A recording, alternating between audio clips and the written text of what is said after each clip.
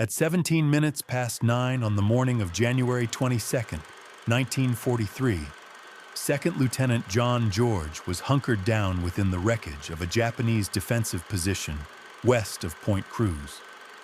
His gaze, through the scope of a rifle his fellow officers had ridiculed for 6 weeks, was fixed upon a banyan tree 240 yards distant. He was 27 years old, an Illinois state sharpshooting champion, and held 0 confirmed combat eliminations to his name. The Japanese forces in the Point Cruz groves fielded 11 snipers. In the preceding 72 hours, these hidden marksmen had claimed the lives of 14 men belonging to the 132nd Infantry Regiment. George's commanding officer had dismissed his firearm as a mere toy, while other platoon leaders sarcastically referred to it as his mail-order sweetheart. When he'd first unpacked the Winchester Model 70, complete with its Lyman Alaskan scope and Griffin and Howe mount, at Camp Forest in Tennessee, the armorer had inquired if it was intended for game or for engaging the enemy. George had clarified it was for the Japanese. They had deployed overseas before the rifle reached him. George had spent the duration of the sea voyage to Guadalcanal observing other soldiers meticulously maintaining their garans, while his own specialized weapon remained stashed in a military warehouse in Illinois. He had formally requested its shipment through military channels. 6 weeks later, in late December of 1942, a supply sergeant had presented him with a wooden crate marked "Fragile." Inside lay the rifle he had diligently saved 2 years of National Guard pay to acquire. The rifle itself weighed 9 pounds. The scope added an additional 12 ounces. In contrast, the standard-issue Garand, carried by every other man in his battalion, tipped the scales at 9.5 pounds, offering no magnification. George's chosen rifle was a bolt-action model, capable of holding 5 rounds. The Garand, a semi-automatic, boasted an 8-round capacity. Captain Morris had explicitly ordered him to leave the sporting rifle in his tent and to carry a standard-issue weapon. George, however, chose to carry his own choice anyway. The 132nd Infantry had replaced the Marines on Guadalcanal in late December of 1942. The Marines had been engaged in continuous combat since August. They had successfully captured Henderson Field and maintained their hold on it. But they had not managed to secure Mount Austin, nor had they completely eradicated the Japanese presence from the coastal groves west of the Matanakaw River. Mount Austin itself stood 1,415 feet tall. The Japanese referred to it as the GEU and had established 50 men and 47 defensive bunkers in its vicinity. George's battalion had launched their assault on December 17th. They fought for 16 grueling days, suffering the loss of 34 men killed and 279 wounded, before finally capturing the western slope on January 2nd. By that point, George had not fired his Winchester even once in actual combat. The dense jungle surrounding Point Cruz presented a distinct kind of battlefield. There were no fortified bunkers, no fixed defensive lines, only Japanese soldiers who had withdrawn westward from Henderson Field and had dug themselves into the immense, ancient trees. Some of these soldiers were skilled snipers, armed with scoped Arisaka-type 98 rifles. They possessed an intimate knowledge of the jungle's terrain and had mastered the art of patient waiting. On January 19th, a sniper fatally shot Corporal Davis as he was refilling water canteens at a creek. On January 20th, another sniper killed 2 men from L Company during a reconnaissance patrol. On January 21st, 3 more soldiers lost their lives. One of these men was shot through the neck from a tree the patrol had unknowingly passed twice. The battalion commander summoned George that evening. He explained that the Japanese snipers were decimating his men at a rate faster than malaria. He urgently required someone with exceptional shooting proficiency and wanted to ascertain if George's mail-order rifle was truly capable of accurately engaging a target. George presented his qualifications. The Illinois State Championship title won in 1939 at 100 yards. At 23 years old, he was the youngest victor in the state's history, achieving 6-inch groupings at 600 yards with iron sights. With the Lyman Alaskan scope, he had managed to place 5 rounds within a 4-inch circle at 300 yards.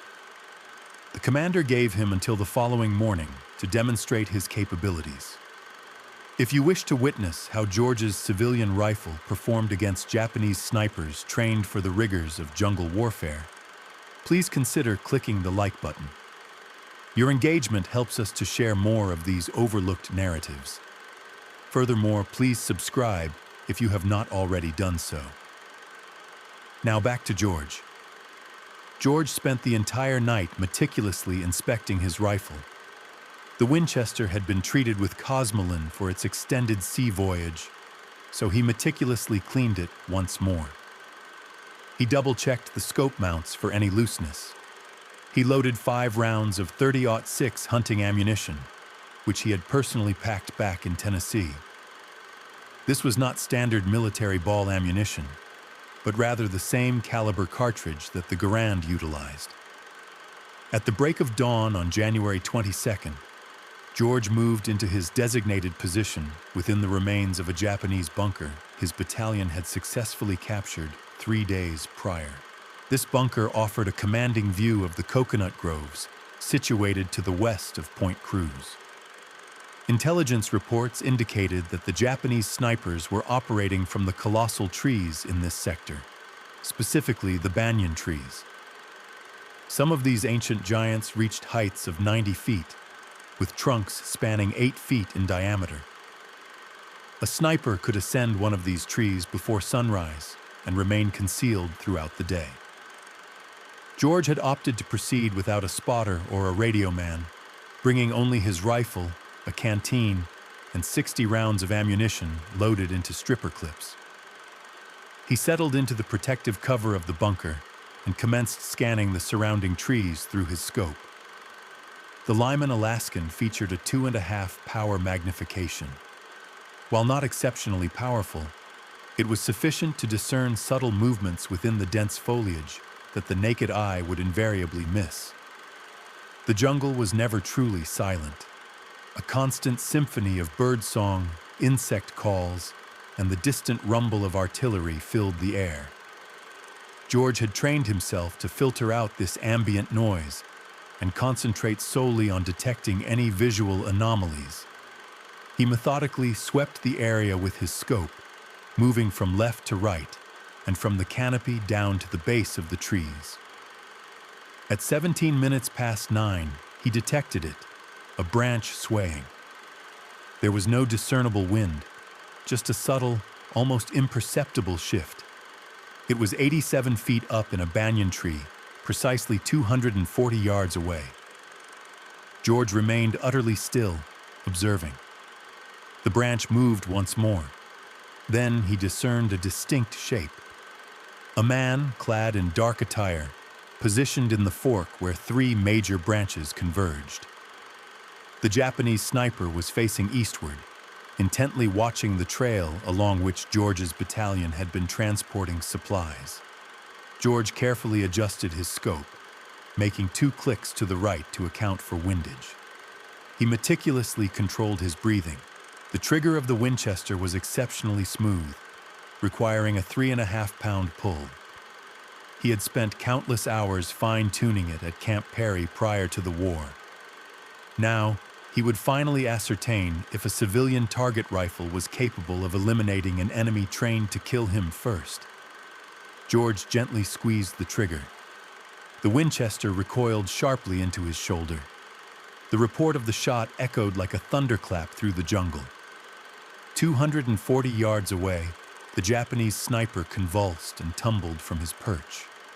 He fell through the dense branches, his body plummeting 90 feet before striking the ground near the base of the banyan tree. George worked the bolt with practiced efficiency. The empty cartridge ejected smoothly.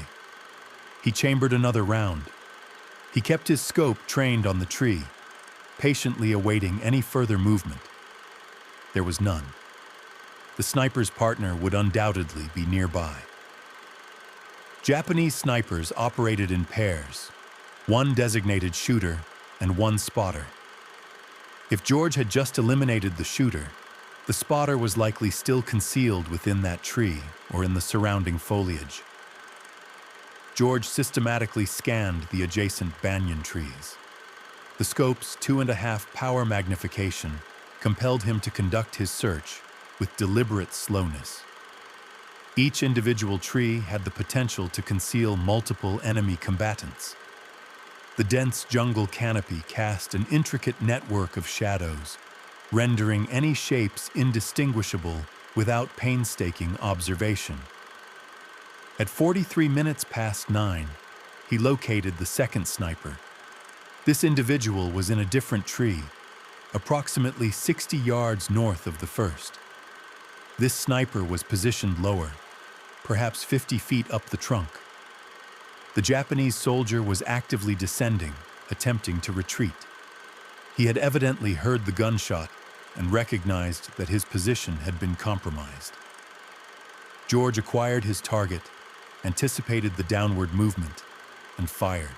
The second sniper toppled backward from the tree, his rifle clattering through the branches ahead of him. Both bodies impacted the jungle floor within seconds of each other. 2 shots fired, 2 confirmed kills. George reloaded his Winchester from a stripper clip. His hands remained remarkably steady. His breathing was under complete control. This was, in essence, no different from target practice at Camp Perry, with the crucial distinction that the targets here actively fired back. At 21 minutes past 11, a Japanese bullet struck the sandbag positioned mere inches from George's head. The impact sprayed a shower of dirt into his face. He rolled swiftly to his left, pressing himself flat against the bunker wall. The incoming projectile had originated from the southwest, a different direction from the initial 2 snipers. George waited for 3 full minutes before initiating any movement. He cautiously inched back to his firing position and resumed scanning the trees to the southwest. The shooter would have undoubtedly relocated after taking the shot. This was a fundamental tenet of sniper doctrine: shoot and move. However, within a jungle this dense, the options for relocation were severely restricted. George discovered him at 38 minutes past 11. The sniper was in a third tree from the left within a cluster of 5 banyan trees, approximately 73 feet up. The Japanese sniper had repositioned himself to a different branch, but remained within the same tree. This was a critical error. George precisely placed the crosshairs on the dark silhouette and fired. The third sniper plummeted to the ground without making a sound. By midday, George had successfully eliminated 5 Japanese snipers. Word of his remarkable accuracy quickly spread throughout the battalion. Soldiers who had previously mocked his mail-order rifle now earnestly requested permission to observe his operations. George declined their requests. He understood that spectators attracted attention, and attention, in this environment, invariably drew fire. The Japanese snipers adapted their tactics following the 5th confirmed kill. They ceased all movement during daylight hours. George spent the remainder of the afternoon meticulously scanning the trees, but he observed nothing. At 1600 hours, he returned to battalion headquarters. Captain Morris was there, awaiting his arrival. The earlier mockery had completely vanished from his voice. He urgently requested George to return to his observation post at dawn. January 23rd commenced with a torrential downpour, a characteristic heavy tropical rain that transformed the jungle floor into thick mud and rendered the trees virtually invisible beyond a distance of 100 yards. George remained positioned in the bunker, patiently awaiting a break in the weather. The rain finally subsided at 8:15. By 8:45, sufficient visibility had returned for operational activities. George spotted the day's first sniper at 9:12. The Japanese soldier had skillfully ascended into his concealed position during the downpour. The masking sound of the rain had effectively concealed any movement. This sniper had strategically chosen a tree situated 290 yards away, a greater range than the previous day's engagements. This indicated a learning curve. They were beginning to comprehend his capabilities. George adjusted his aim to compensate for the increased distance and fired. The sniper fell. The sixth confirmed kill, however, elicited a response George had not anticipated. At 9:57, Japanese mortars commenced bombarding the immediate vicinity of his bunker. They had evidently triangulated his position based on either muzzle flash or sound. The initial rounds landed 40 yards short. The second salvo impacted 20 yards short. The third salvo, George knew, would directly strike the bunker. Grabbing his rifle, George sprinted. He raced northward along the tree line and plunged into a shell crater. As the third salvo detonated, the bunker he had occupied mere moments before was obliterated in a concussive blast and a shower of flying debris. He repositioned himself to an alternative vantage point, a fallen tree situated 120 yards north of the destroyed bunker. This downed tree provided both cover and an unobstructed view of the surrounding groves. George settled in and resumed his vigilant watch. The Japanese deployed additional snipers that afternoon.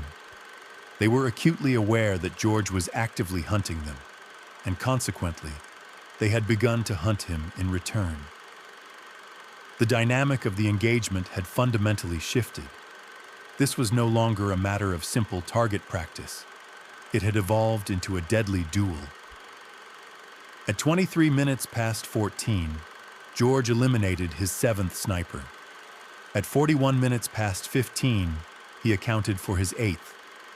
This particular sniper had ascended to a considerable height, 94 feet up a banyan tree. While this offered excellent concealment, the extreme altitude created a stark silhouette against the sky as the sun's angle shifted. At 1700 hours, Captain Morris dispatched a runner to recall George. George had been in his concealed position for 9 consecutive hours.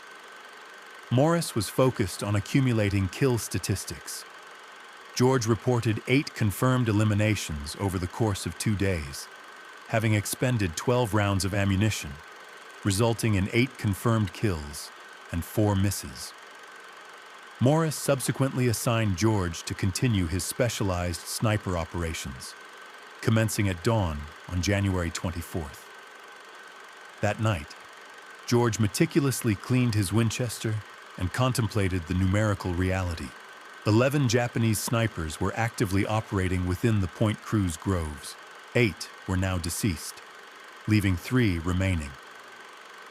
It was highly probable that these remaining 3 represented the most skilled, those who had endured the longest.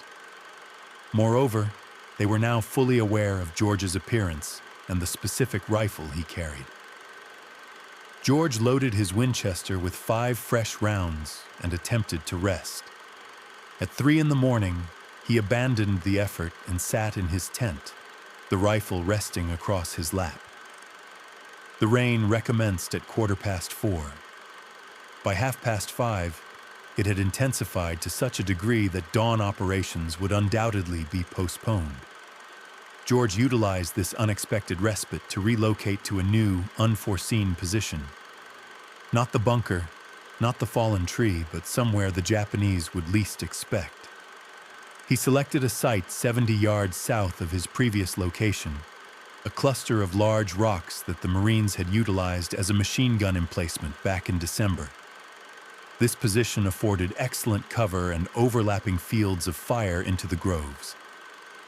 He settled in and patiently waited for the rain to cease. At 7:15, the rain gradually diminished to a mere drizzle. Visibility improved considerably. George recommenced his methodical scanning of the trees.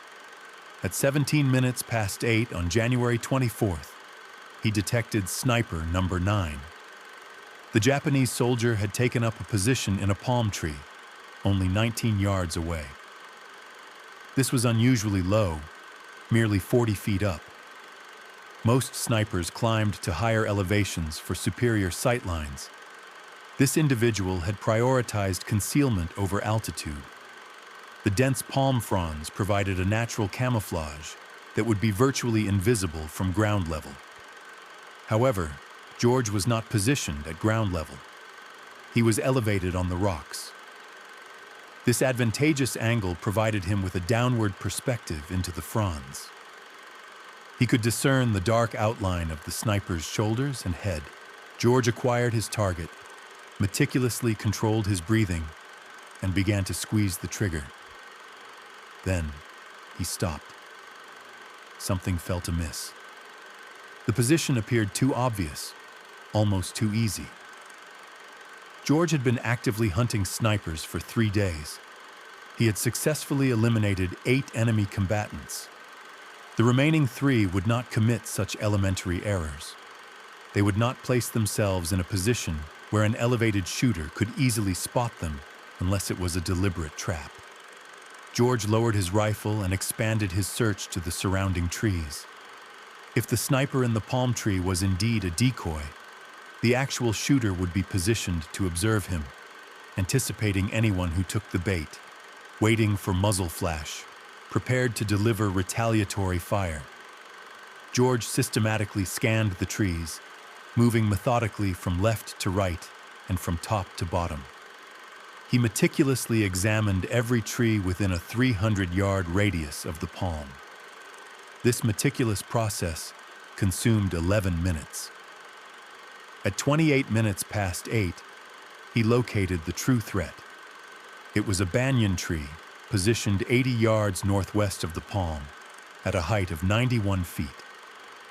The Japanese sniper was concealed in a virtually perfect hide. Branches and hanging vines obscured him from 3 sides. He possessed a clear line of sight directly to George's previous position at the fallen tree. He was evidently waiting for George to reappear at the fallen tree, or to take a shot at the decoy in the palm. George now faced 2 significant problems. Firstly, the actual sniper was observing the wrong location. If George were to fire at him, the sound of the shot would instantly reveal George's true position.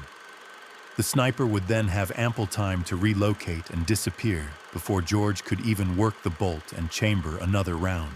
Secondly, if George chose to do nothing, the sniper would eventually realize that George was not at the fallen tree and would commence a systematic search for him. George resolved to employ the decoy against them. He aimed his rifle at the decoy sniper in the palm tree, adjusted for windage, and fired. The decoy sniper jerked violently and tumbled from the palm. George immediately swung his rifle towards the banyan tree, 91 feet up. The actual sniper would undoubtedly react to the gunshot. He would turn his head towards the sound. That subtle movement would create a visible anomaly. George observed it, a slight shift in posture. The sniper was repositioning himself to face George's new location. George placed the crosshairs precisely on the dark silhouette and fired before the sniper could fully complete his turn. The real sniper plummeted to the ground. His rifle tumbled after him. 2 shots fired, 2 confirmed kills. However, George had inadvertently revealed his current position to any other observers. He quickly grabbed his rifle and ammunition and began to move. He retreated eastward along the rock line and dropped into a drainage ditch 40 yards away. He pressed himself into the thick mud and patiently waited. At 34 minutes past 8, Japanese machine gun fire raked the rocks where he had been positioned a mere 6 seconds prior. The bullets kicked up dust and fragments of stone. The intense firing continued for 17 seconds. Once the barrage ceased, George meticulously counted to 60 before initiating any further movement. He relocated once more, this time to a position 100 yards further east, within a shell crater that had partially filled with rainwater. George settled into the crater, the water reaching up to his chest. He rested the Winchester on the crater's rim and resumed his careful scanning of the trees. 10 confirmed kills, and 1 remaining. The 11th sniper would undoubtedly be the most formidable, the sharpest, and the most experienced. He had witnessed the demise of 10 of his comrades over the span of 3 days. He possessed knowledge of George's tactical approaches. He was aware of George's rifle. He had a precise understanding of George's approximate current location. And somewhere within the dense foliage of those trees, he was undoubtedly watching, waiting, and formulating his plan. George meticulously scanned the jungle through his scope. The Lyman Alaskan's magnification enabled him to discern distant shapes, but not to identify them with certainty. Every dark speck could potentially be either a branch or a man. George was compelled to study each one with extreme care. At 47 minutes past 9, he realized his critical miscalculation. The 11th sniper was not positioned within the trees. He was on the ground, and he was actively moving towards George's current position. George perceived the movement at the periphery of his vision, approximately 60 yards to the south, low to the ground. A distinct shape was traversing the dense undergrowth, moving parallel to the tree line. The Japanese sniper was adeptly utilizing the jungle floor vegetation for cover. Ferns, tangled vines, and fallen branches provided excellent concealment. He was crawling stealthily towards George's last known location at the rocks. George remained perfectly motionless within the water-filled crater. The Winchester was already shouldered, ready. His breathing was controlled, but the angle was disadvantageous. The rim of the crater obstructed his direct line of sight to the approaching sniper. George would be forced to rise slightly to acquire a clear shot. However, rising up would inevitably expose him. The Japanese sniper ceased his movement at 52 minutes past 9. He had reached a position approximately 40 yards from the rocks. George watched intently through his scope. The sniper was meticulously studying the rocks, searching for any sign of movement, any indication of his target's presence. George waited. Patience, he knew, was the paramount skill in sniper operations. The unwavering ability to remain utterly still, to let time pass, to await the opportune moment rather than forcing a potentially fatal shot. At 58 minutes past 9, the Japanese sniper resumed his advance. He crawled forward another 35 yards from the rocks, then another 30 yards, then 25 yards. He was approaching from the south side, the very direction George had used when he evacuated under heavy machine gun fire. George instantly understood the tactic. The Japanese sniper had clearly observed the machine gun assault. He deduced that George had moved eastward from the rocks. He was now meticulously working his way along the most probable escape route, effectively hunting George in the very manner George had been hunting him. At 3 minutes past 10, the Japanese sniper reached the rocks. He moved into the former machine gun nest and assumed a position facing east, directly towards the drainage ditch, towards the area where George was expected to have relocated. The sniper was now 38 yards from George's actual position in the water-filled crater, but he was facing the wrong direction. His back was completely exposed. George possessed a clear, unobstructed shot. center mass at 38 yards. It would have been an easy shot, even without the aid of a scope. Yet, George hesitated.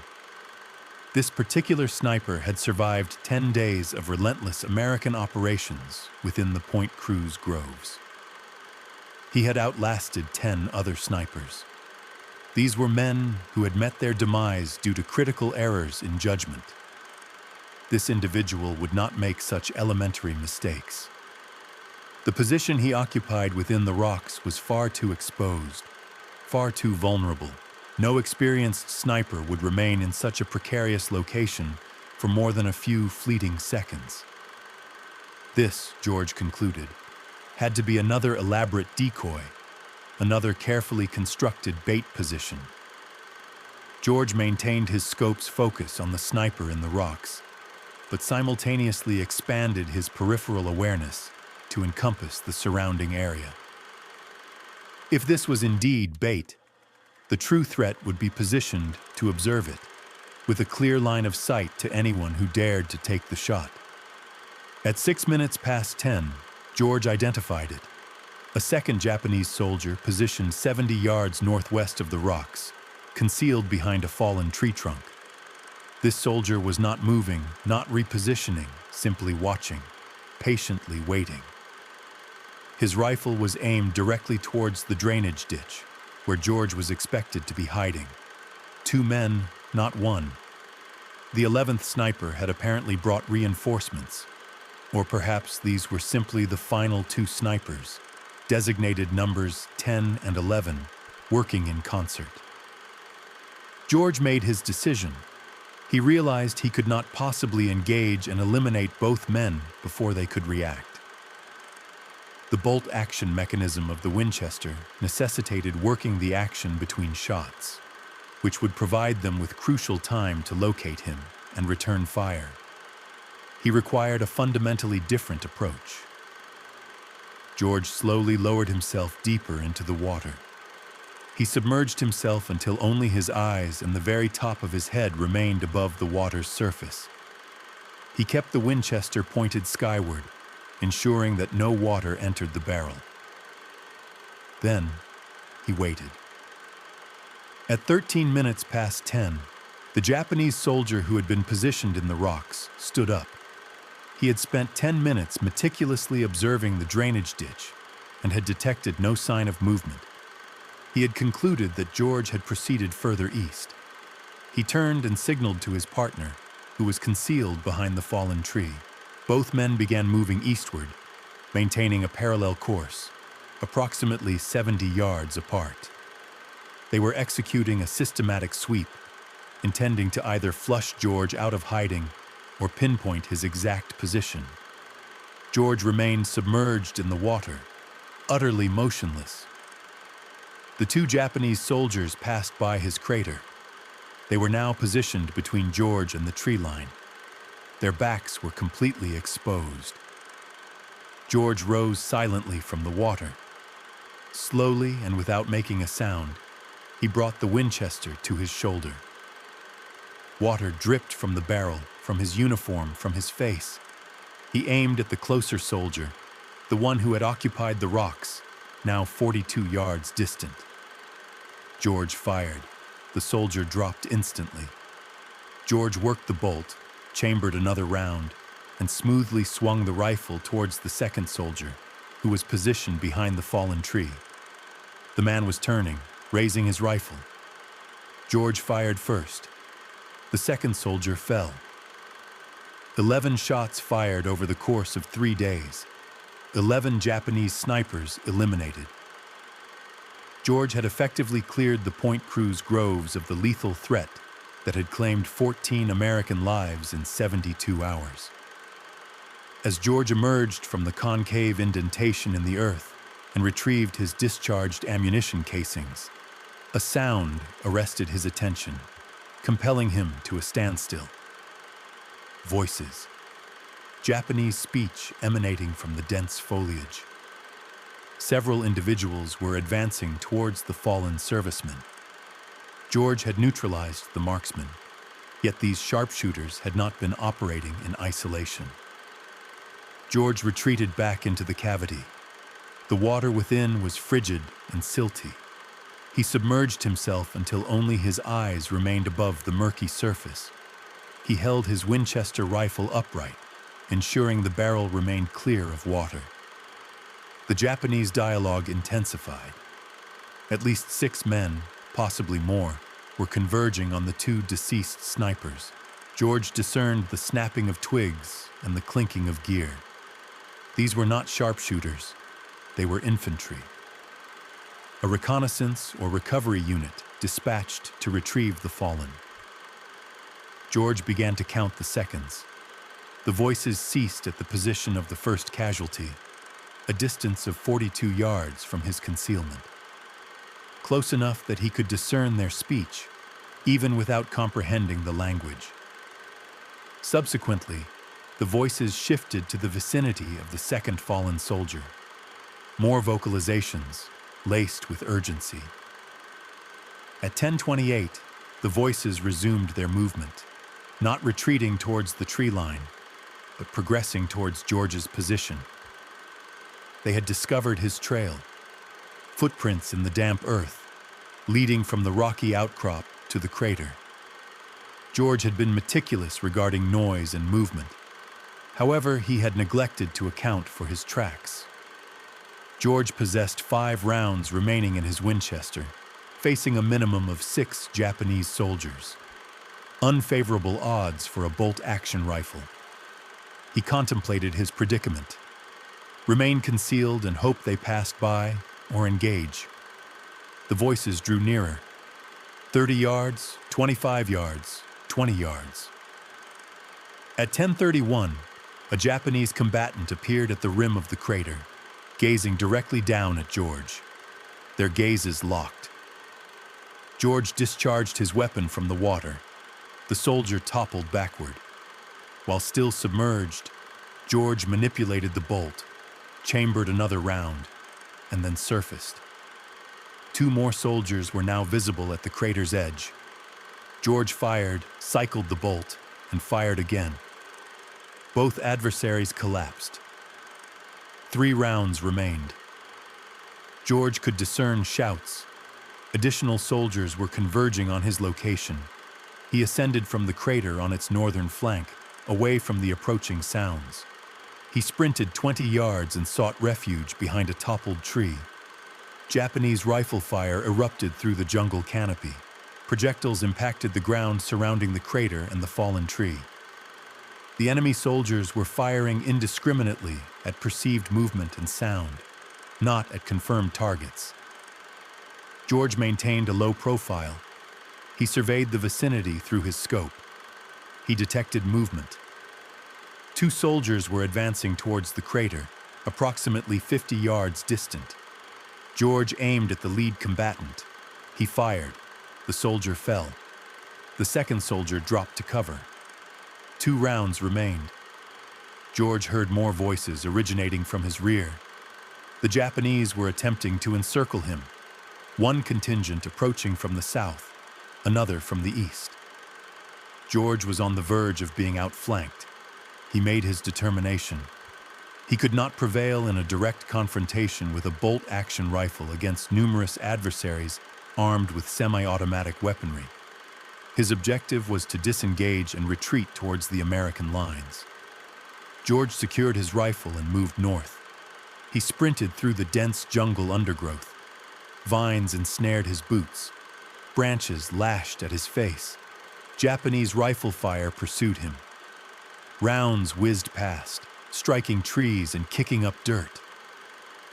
George ran for 90 seconds before diving into another shell crater. This one was dry. He pressed himself against the earthen wall and listened intently. The Japanese voices had receded. They had not pursued. They were regrouping around their fallen comrades. George inspected his rifle. Mud coated the stock, and water still dripped from the barrel. He had 2 rounds left and no stripper clips. The clips were in his pack, which was somewhere near the water-filled crater. At 10:47, George resumed his movement, not running, but walking, maintaining a low profile, utilizing the terrain for concealment. He advanced northeast, charting a course towards the American lines. The jungle was quiet. No voices, no discernible movement, only the sound of his own labored breathing and the distant resonance of artillery. At 11:13, George reached the American defensive perimeter.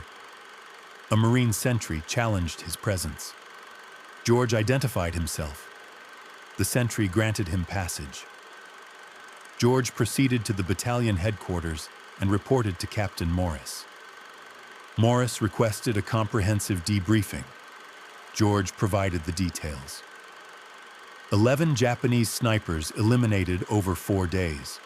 12 rounds expended against the snipers, 11 successful hits. Subsequently, a confrontation with infantry, 3 additional enemy combatants neutralized.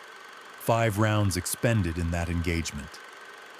Morris inquired about his ammunition status.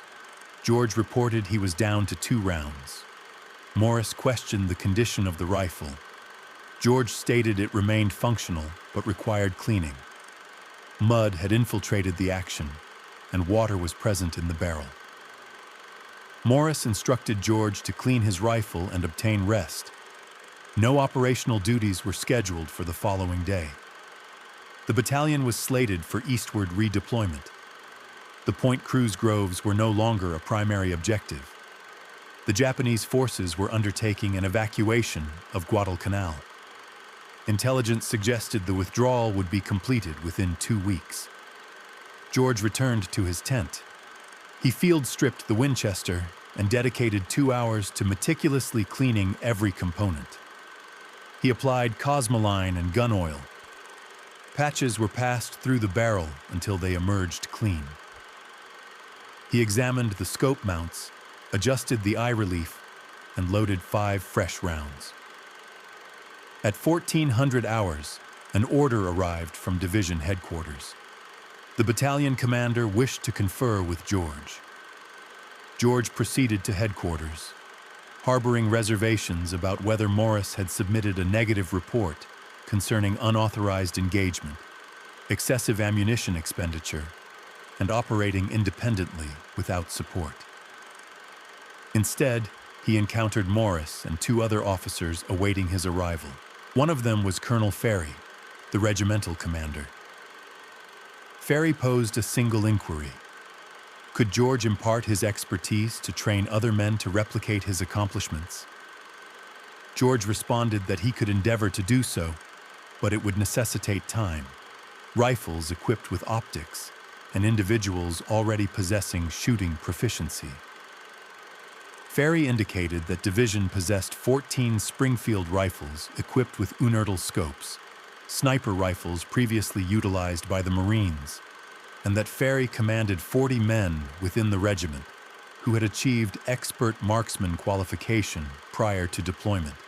Ferry intended for George to establish a sniper detachment, train these men, devise tactical approaches, and eliminate any remaining Japanese snipers from American operational zones. George accepted the assignment, but with a singular stipulation.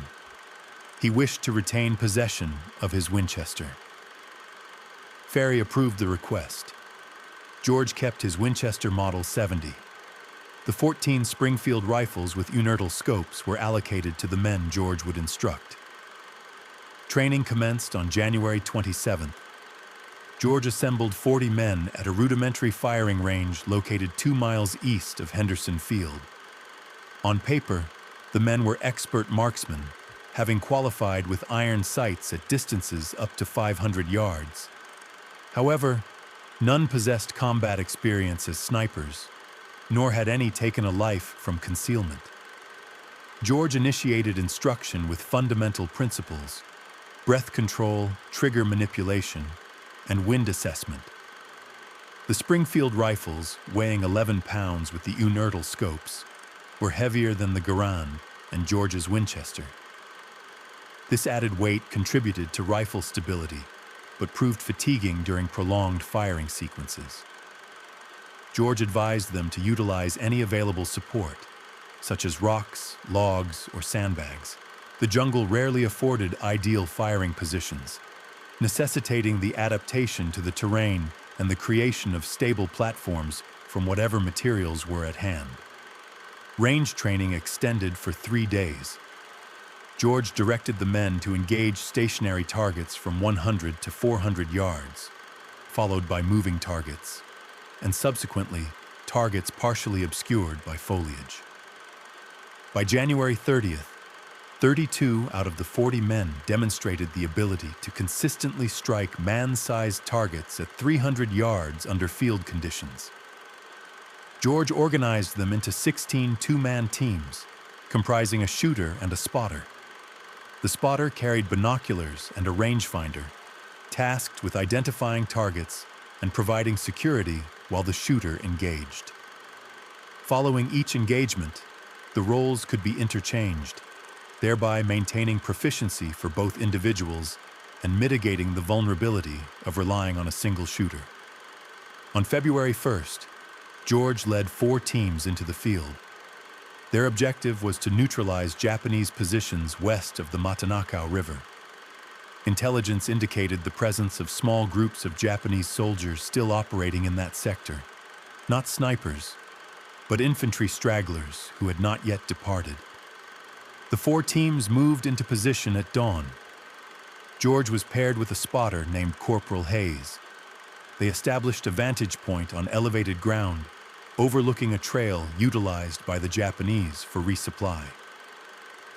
At 7:20, a Japanese soldier appeared on the trail. Hayes confirmed the target through his binoculars. George fired. The soldier fell. George cycled the bolt and scanned for additional targets. None materialized. Over the subsequent 6 hours, George's team engaged 7 more Japanese soldiers on that trail. 7 shots were fired, resulting in 6 kills and 1 miss attributed to wind deflection.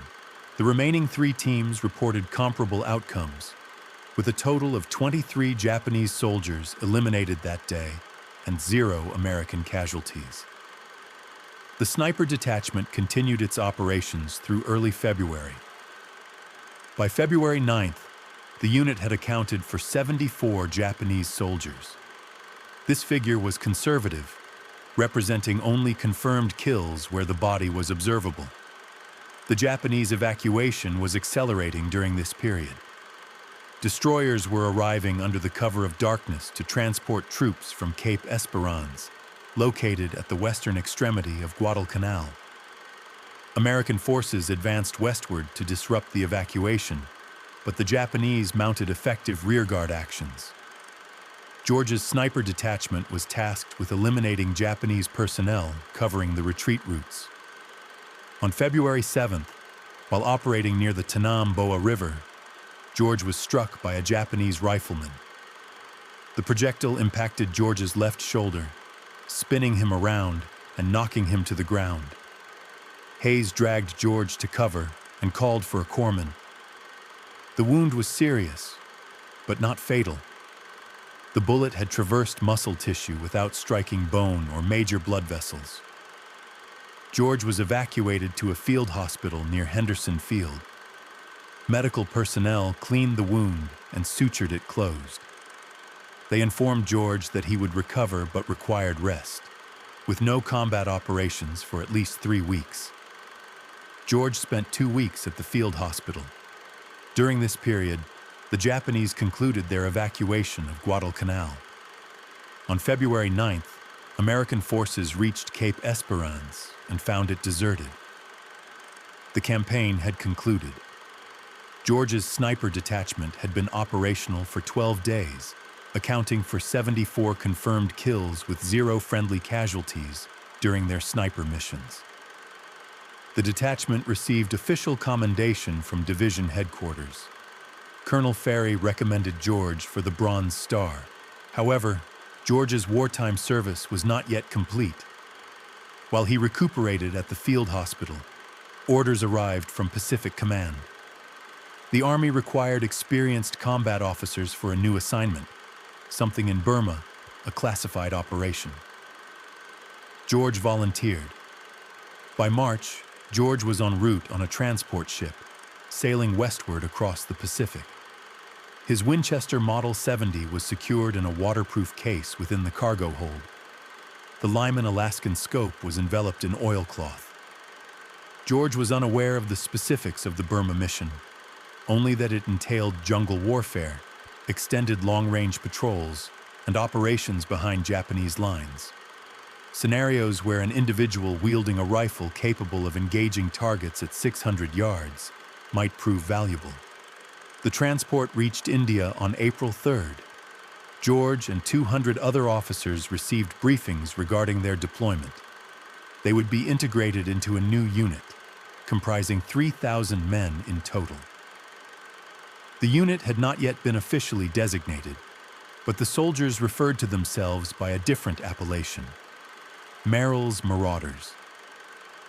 The 537th Composite Unit received its official designation on May 28, 1943, although the men had commenced training in April, focusing on long-range penetration tactics, jungle survival, and operations independent of supply lines. The unit was patterned after the British Brigadier Ord Wingate's Chindits, which consisted of small, mobile forces capable of operating deep within enemy territory for extended durations. George was assigned to the 2nd Battalion. His official role was not listed as sniper, as the Army did not maintain formal sniper positions in its organizational structure. George was designated as a rifle platoon leader, but Colonel Ferry's commendation had preceded him from Guadalcanal. The battalion command was aware of George's capabilities with a rifle. Training took place in central India. The terrain differed from Guadalcanal, but the fundamental challenges remained consistent: intense heat, high humidity, dense vegetation, and limited visibility. The Burmese jungle, however, was anticipated to be more formidable, characterized by steeper topography, heavier rainfall, and an adversary intimately familiar with the ground, surpassing any American force's understanding. George modified his equipment for the Burma mission. The Winchester Model 70 had performed admirably on Guadalcanal, but those operations had been short-range engagements supplemented by regular resupply. Burma would entail patrols lasting weeks, traversing hundreds of miles through the jungle. Every ounce of weight was a critical consideration. George removed the Lyman Alaskan scope and substituted it with a lighter Weaver 330. The Weaver offered the same 2.5 power magnification, but weighed 8 ounces less. He also replaced the wooden stock with a lighter synthetic alternative. These modifications reduced the rifle's overall weight from 9 pounds 12 ounces to 8 pounds 14 ounces. While seemingly minor, these savings were significant over a 2-week patrol carrying 60 pounds of equipment, where every ounce counted. The Marauders entered Burma in February of 1944, their objective to advance through northern Burma and capture the Myitkyina airfield. This airfield was vital for Allied supply routes into China. Japanese forces, numbering approximately 4,000 troops, controlled the area. The Marauders were to approach overland through terrain the Japanese considered impassable for large formations, characterized by mountains, rivers, dense jungle, and a scarcity of roads and trails. The force would carry all their provisions on their backs or utilize pack mules. There would be no motorized transport or artillery support, only rifles, mortars, and the capacity to move swiftly through the challenging landscape. George's battalion commenced its march on February 24th. The initial week covered 83 miles through mountainous jungle terrain. Soldiers succumbed to exhaustion, and malaria cases increased daily. The pack mules struggled with the difficult terrain. Several had to be euthanized after sustaining leg injuries on steep descents. By March, the battalion had covered 217 miles and engaged Japanese forces 12 times. These encounters involved minor skirmishes, ambushes, and brief firefights, followed by rapid withdrawals. The marauders were not intended to secure territory, but to advance, harass enemy operations, disrupt supply lines, and sow chaos behind Japanese positions. George employed his Winchester on 3 occasions during the march. Once at a range of 412 yards, targeting a Japanese officer directing troops at a river crossing. Once at 380 yards, engaging a machine gun emplacement. And once at 290 yards, neutralizing a sniper who had pinned down a marauder patrol. On each occasion, George fired only 1 shot. The distinctive report of the Winchester, unlike the sharp crack of the Garand, announced his presence. A second shot would have provided the Japanese with the opportunity to locate him. George learned to fire and immediately relocate. The trek to Myatkina spanned 3 months. By late May, the marauders had covered over 700 miles. They sustained more casualties from disease than from combat, including malaria, dysentery, and typhus. The unit, which began its deployment in Burma with 5,300 men, had dwindled to fewer than 3,000 effectives. On May 17th, the marauders captured the Myatkina airfield. The operation was successful, albeit at a significant cost. The unit was rendered combat ineffective due to overwhelming casualties, widespread illness, and prolonged exposure to the jungle environment without adequate rest or medical care. George survived the Burma campaign, and his Winchester also endured. However, the rifle that had proven so effective on Guadalcanal was only utilized 7 times over 3 months of operations. The marauders rarely engaged in the type of long-range precision shooting that necessitated a scoped rifle. Most combat engagements occurred at close range, typically within 50 yards, or in dense vegetation where visibility was limited to 30 feet. During those 3 months in Burma, George came to a realization. The Winchester Model 70 was an exceptional firearm, arguably the finest bolt-action sporting rifle ever manufactured. However, modern warfare was undergoing a transformation. Semi-automatic rifles, such as the Garand, were becoming standard issue. The subsequent conflicts would demand different weaponry and altered tactics. Yet, for George, there would be no immediate subsequent war. By June of 1944, he, along with the remainder of the marauders, was evacuated from Burma. The unit was subsequently disbanded, and George was reassigned to training duties within the United States. He never again fired his Winchester in combat. George returned to the United States in July of 1944. The Army promoted him to the rank of captain and assigned him to Fort Benning, Georgia. His responsibilities included instructing infantry officers in marksmanship and small unit tactics. He imparted the lessons he had acquired on Guadalcanal and in Burma: techniques for navigating jungle terrain, identifying and engaging targets at extended ranges, and operating independently without reliance on supply lines. He retained possession of his Winchester Model 70. The rifle had journeyed from Illinois to Tennessee, then to Guadalcanal, India, Burma, and finally to Georgia. It had been credited with at least 14 confirmed enemy kills, likely more. George had ceased counting after his experiences in Burma. The rifle resided in a footlocker within his quarters at Fort Benning. George rarely examined it. The nature of the war had shifted. The Pacific Islands were being systematically recaptured. American forces were advancing through France and into Germany. The demand for individual marksmen equipped with privately owned rifles was diminishing. The military was embracing standardization, mass production, interchangeable parts, and soldiers with uniform equipment and training. George comprehended the imperative of this industrial-scale approach to warfare. However, a certain element was being lost: individual skill, the craftsman's approach to soldiering, the belief that a single individual, armed with the appropriate rifle and adequate training, could influence the outcome of a battle.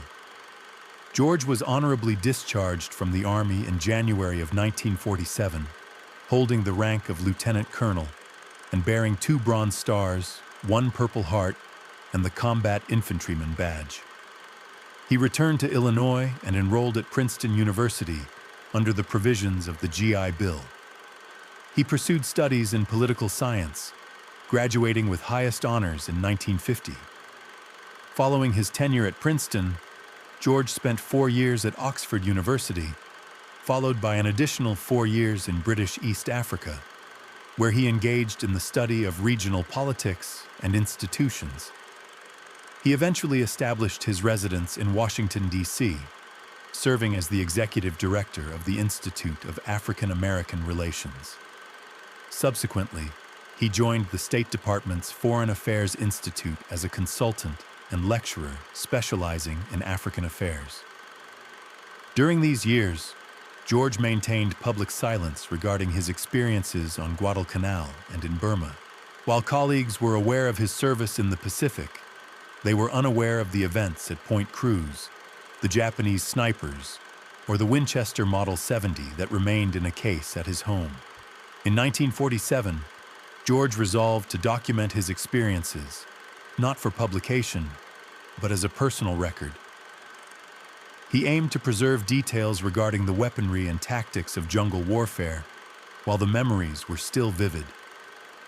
He dedicated 6 months to writing, resulting in a manuscript exceeding 400 pages.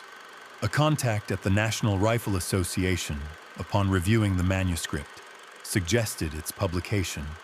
George was hesitant, viewing the work as highly technical, replete with detailed descriptions of rifles, ammunition, and ballistics, content he believed would not appeal to a general readership.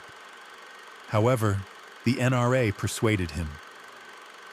The book was published in 1947 under the title Shots Fired in Anger. It subsequently achieved classic status among firearms aficionados and military historians. The book chronicled George's encounters on Guadalcanal and in Burma with clinical precision, devoid of embellishment or self-aggrandizement, focusing solely on factual observations about what proved effective and ineffective in combat. The book continues to be printed today, serving as a valuable reference for collectors and historians studying World War II small arms. George's accounts of Japanese weaponry remain among the most detailed contemporary descriptions available. George lived to witness the United States engaged in 3 further conflicts: Korea, Vietnam, and the Gulf War. He observed the evolution of military rifles, from the Garand to the M14 and then to the M16. He saw sniping formally recognized as a military specialty, complete with dedicated training programs and equipment. He noted the relearning and refinement of World War II lessons by successive generations of soldiers.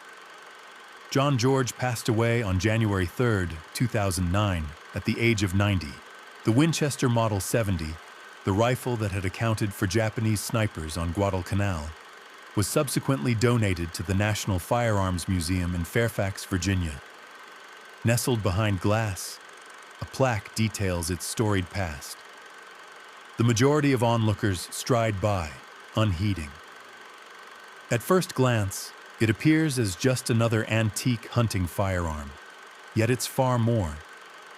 This is the very weapon that demonstrated how a state champion sharpshooter, equipped with a mail-order scope, could surpass even rigorously trained military marksmen. It's the rifle credited with securing a vital outpost in 4 days, a feat an entire battalion failed to achieve in 2 weeks. This particular firearm fundamentally altered the American military's perspective on the significance of individual marksmanship in contemporary conflict. Should this account resonate with you as deeply as it has with us, we kindly request a small gesture. Please click the like button. Each like signals to YouTube that this narrative deserves wider dissemination. Furthermore, please subscribe and enable notifications. Our mission is to unearth and preserve overlooked histories from obscure archives on a daily basis. These are tales of riflemen who distinguished themselves through exceptional skill and bravery. Genuine individuals, authentic valor. We encourage you to leave a comment immediately and inform us of your viewing location. Are you joining us from the United States, the United Kingdom, Canada, or Australia? Our global audience spans the entire planet. You are more than a spectator. You actively contribute to keeping these recollections vibrant. Share your location with us. Let us know if a family member has a history of military service. Simply acknowledge your presence. We extend our gratitude for your viewership and for ensuring that the legacy of John George is not lost to obscurity. These individuals are worthy of remembrance, and your engagement is instrumental in achieving that.